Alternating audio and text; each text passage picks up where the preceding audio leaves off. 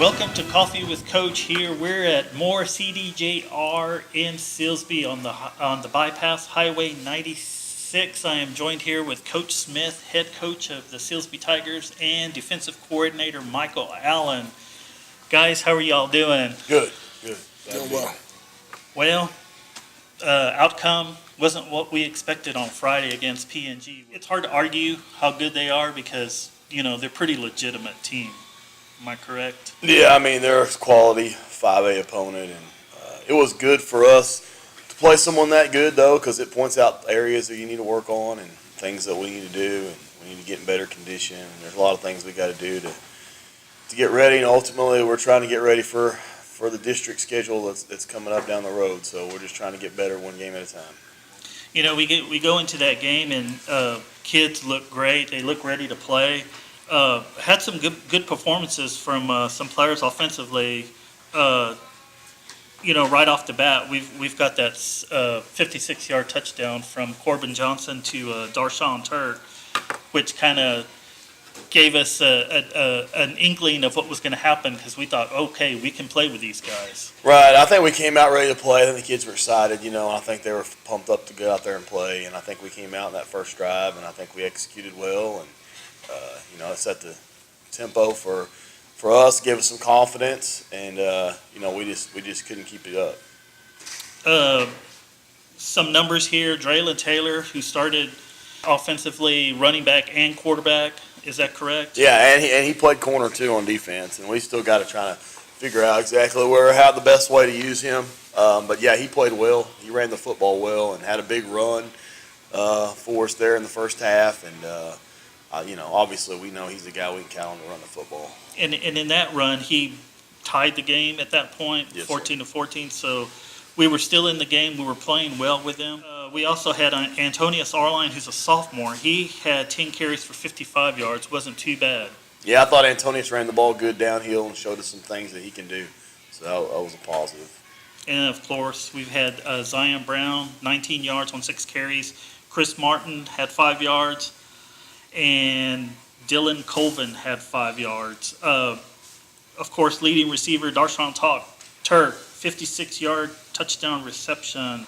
And that was set up by a 25-yard reception by Dylan Tarver, correct? Yes, sir. And that was a screenplay? Yeah, it was a little bootleg. We threw it to the fullback in the flat. And he did a good job. Corbin did a good job getting him the ball, and he did a good job running the ball and getting what he could. So that was a well-executed play.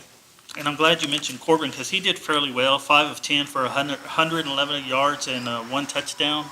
Yeah, Corbin played well. I was pleased with how he played, and he's a kid that keeps continuing to get better. So we're fired up about that. Defensively, I know something that really stood out to me there in the game is when I don't remember what coach it was, but somebody had talked to Cameron White, defensive back, and said we really need a turnover. And at that time, he did. On the very next play, he created a turnover and got a takeaway, which was a big play for us. He also had an interception in the game. Talk about how his performance was in that game. That turnover was huge for us as a defense. You want to try and get the ball back to the offense without them scoring. That's our number one objective. And going in first play of that drive and stripping that ball out was something huge and helped getting the momentum back to our side. Cam played well defensively. We're still looking for more consistency out of everybody on the defense. It's not that we're just happy with your play, but we want to always push the envelope and keep getting better and better next week. So our expectations, week to week, they rise, especially as our competitions rise from week to week. It seemed like in the game defensively, we were getting penetration, but it's kind of hard to contain a quarterback like Rashawn Johnson from PNG. Well, he was, the reason why he's one of the nation's best quarterbacks. And the biggest thing for us was getting those key stops, making the tackle the first time and set up and fall forward for 3 or 4 yards. And that kind of goes back to our consistency. When we do things consistently right, we'll get off the field on those third downs and go for it on fourth down, getting off the field on those fourth downs because we're in position to make the plays, just executing that play. We're a small school playing against a 5A school like PNG, and our kids were playing hard, and I think they played hard for 4 quarters. What do you feel about the the physicalness going into the fourth quarter with our kids playing two ways. A lot of our kids doing that. I think, the plan for beating somebody like that is to try to keep their offense off the field. They snap the ball too many times, which wears you out defensively, and that's where the fatigue comes in, and that's where the numbers issue comes into play when you let them snap it as many times. And they snapped it twice as many times as we did. We made them earn it, and I was proud of our kids. We made them earn what they got. Most of their drives were long drives and not big plays, but at the same time, they snap the ball 80-something times, and that just wears on your D lineman, and wears on your linebacker. All those guys having to, play snap after snap after snap, and we got to figure out a way to get people off the field, and that's where it really comes into factor early. I think it's a little bit closer game than the score indicates. I think we match up with them a little bit better than the score indicates, and I think we have a good football team. So we're excited about that.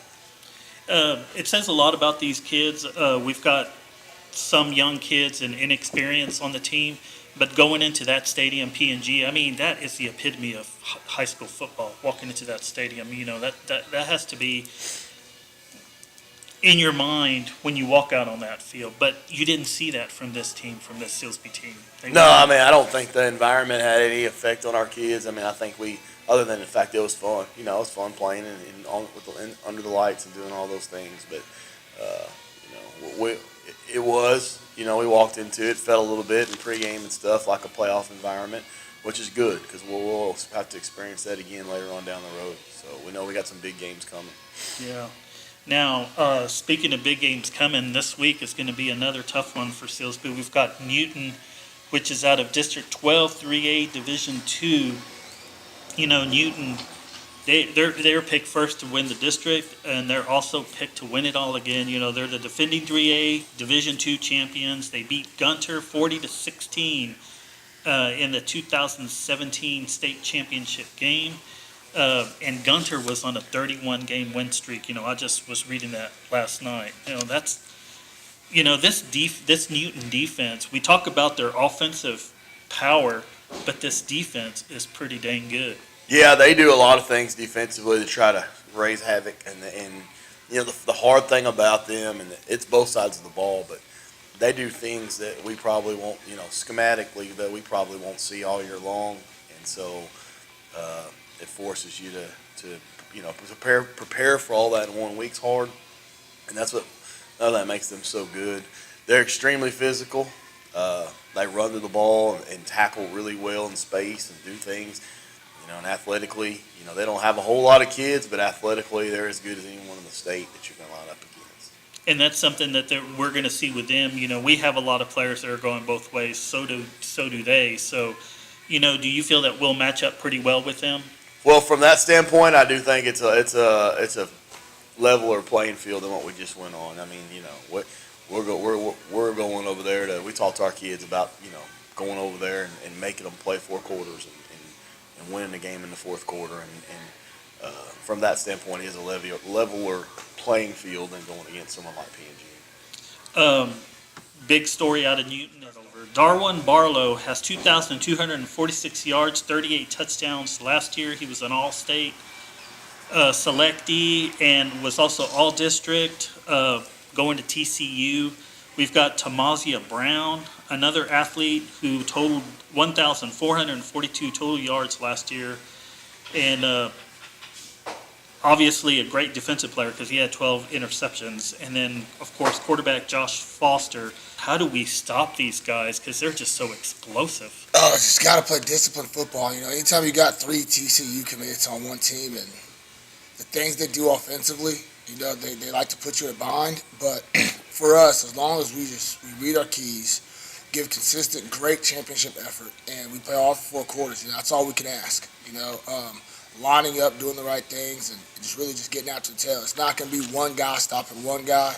It has to be the Tigers stopping the ball carrier. And that's how it has to be all night. We all got to be 11 hands on deck at any given point in time for the whole night.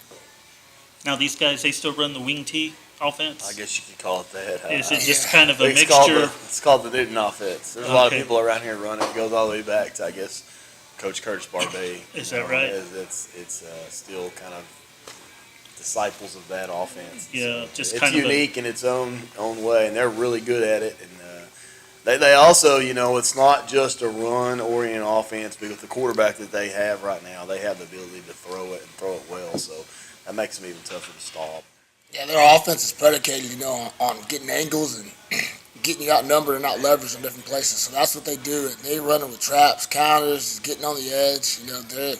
They can get it a lot of different ways. And what makes it scary, as Coach Smith already mentioned earlier, is the fact that you got a quarterback that can throw the ball in that offense. Now you got to honor the pass. You just can't just load that box up and stop the run. You got to be able to honor the pass. But if you're going to beat Newton, first and foremost, you got to be able to stop the run. I mean, if you can't stop the run, I almost don't care who you're playing now, you're not going to have a successful day on defense. So for us to win, we got to go stop the run and get them into situations where we know they have to pass, and then they can help us out a little bit playing the pass there.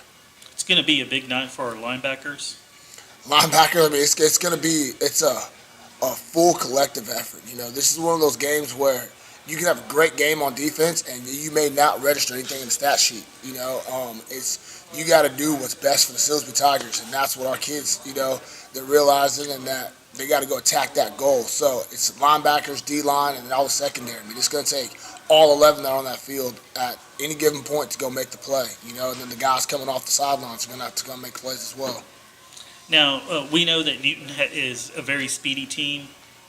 I think Silsbee is too. Do you think we'll match up pretty well with our speed? We can, and for them, it's they got the playmakers that they want to get the ball in their hands, and they're fast. And so we got to make sure that we neutralize that, making them run sideways instead of letting them get north and south. But we match up with team speed. It's just going to come down to execution, of our techniques and what we have to do defensively, to keep those guys, those Eagles, not on the scoreboard. Now, the linebackers, we're fairly young, inexperienced at linebacker. How did you feel that they performed against P&G and especially against Rashawn Johnson? I think they gave you everything they had. Are we going to get better? Without a doubt, yes, we'll get better.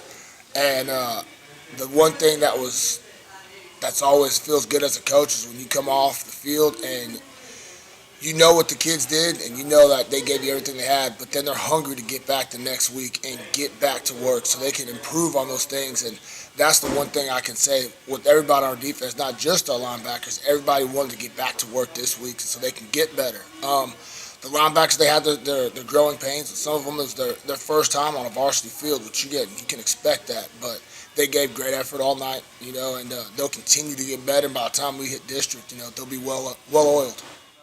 Line of scrimmage, how important is that in this game? It's huge. I mean, they've got 2 or 3 linemen. They got one kid, I don't know his name, or 72. He's a big, good-looking kid. He's a college top-looking lineman. They're really good up front. They're really well coached on the offensive line, and defensively, it's get up the field and go make a play in the backfield. I mean, they're extremely aggressive, and so. Yeah, we got to do a good job up front on the offensive line. We got to be able to know our assignments and use our rules and block gaps and do those things because we don't really know any given play where they're going to be. And offensively, our defensively, we got to make sure that we know our assignments and read our keys and do all the things like Coach talked about so they don't get us out of position. Our offensive and defensive lines did perform well against P&G. Yeah, I thought we played pretty well, both sides, offense and defensive line, and we probably played better on the offensive line than people give us credit for playing. Fatigue set in on us a little bit, and then we ran into a situation in the second half where cramping was an issue and all those things. So we got to really talk to our kids, moving forward. We've talked to them all week, but today and tomorrow, hydration and all that stuff is a big deal. I want to talk a little bit about special teams. How important is special teams in this game with field position? Yeah, it is, and I thought we did a good job on our punt team last week. Punt the football, and we blocked one, partially blocked one on our punt block team, and we made all our PATs, and so all that's a big deal. We got to work on kickoff cover and kickoff return, fielding kicks and stuff like that. But early in the season, those are all things that come into play. Do we see some of these athletes on kickoff returns? Oh yeah, and they're extremely dangerous on returns, and so we're going to have to be able to cover and tackle. And that's a big part of the game. That's a big part of what they do, but it's a big part of what we do too. So we're attacking special teams the way we normally would. It's a big part of the game. If it comes down to a field goal, I think Silsbee can feel pretty comfortable with what we have at kicking, right? Yeah, we got 2 kickers. Diego Gonzalez. He's a guy we feel confident can make a field goal and make extra points and do those things. So he's our guy right now. We've had a weird week with practice because we didn't have school Monday and we had a lot of lightning and rain and stuff, and so we've slopped around in the mud a little bit the last 2 days. I think we might have a muddy field Friday. Who knows with this weather? It's crazy. So all that's been happening this week. Yeah, and funny you say that because I think there's a 50% chance of rains on Friday, which could affect portions of the game. I don't know what time it may rain, but we may, like you said, see a wet field, or we may see rain during the game. We're just glad we just want people to come out and support us and be there at Newton 7:30 Friday night, and come out and support the kids. All right, appreciate it. Yes, sir. Thank you very much, All right. Coach. Thank you, Coach. Thank you, brother.